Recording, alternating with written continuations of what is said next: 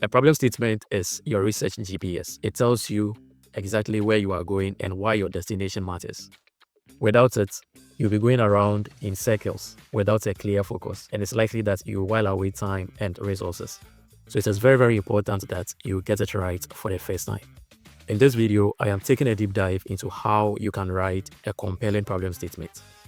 In writing a problem statement, I recommend that you use the what, the why, and the how framework. Someone might ask, what is the what, the why, and the how framework? This framework presents three aspects which you can actually use to structure your paragraphs when you're writing the problem statement. In the what aspect, you clearly define the specific problem. In the why aspect, you explain why the problem matters. So you talk about the significance or the consequences.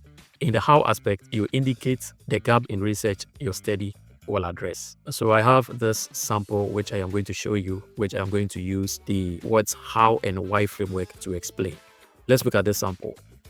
So this is a sample which I use the what, the why, and the how framework to write. So when you look at the sample, I was conducting a study on e-banking service and customer satisfaction.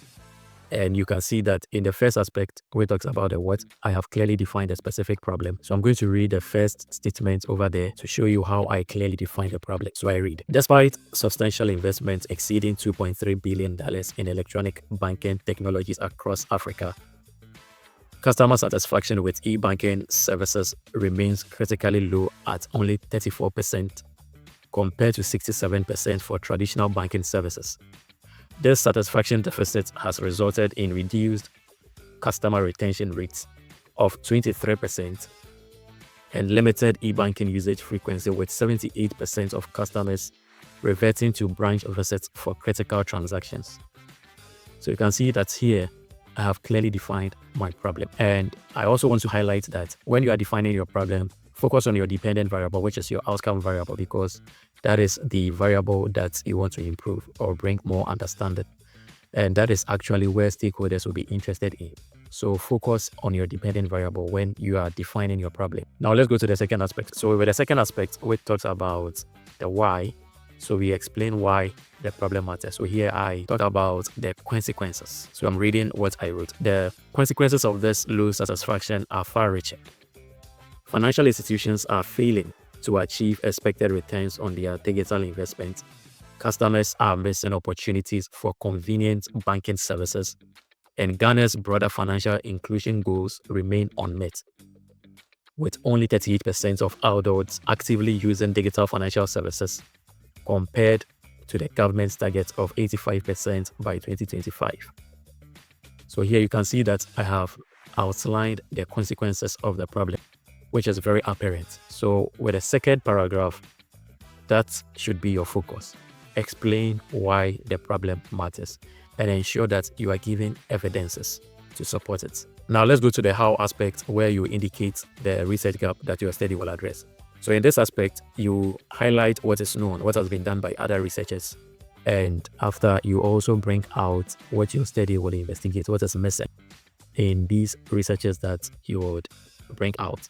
So here, whilst you bring out what is unknown, you also clearly define your independent variable, what your study will address. Let's read what I wrote here. I read, while existing research has extensively examined technological adoption factors and general customer preferences, critical knowledge gaps persist regarding the specific service quality dimensions that drive customer satisfaction in Ghana's unique socioeconomic context. Previous studies have either focused on technological aspects without considering customer experience. I've given my evidence, Mensah et al. 2022, or examined service quality in other sectors like hospitality. I've given my evidence, Ajay and Kwadze 2023, without addressing banking specific requirements. Furthermore, limited research exists on how Ghana's low digital literacy rates, that is 45% below regional average, interact with service quality perceptions in e-banking context. Therefore, so this is where I highlight what I'm going to do. Therefore, this study seeks to identify and examine the specific service quality dimensions that significantly influence customer satisfaction with e-banking services in Ghana's commercial banking sector. So you see that it's very clear.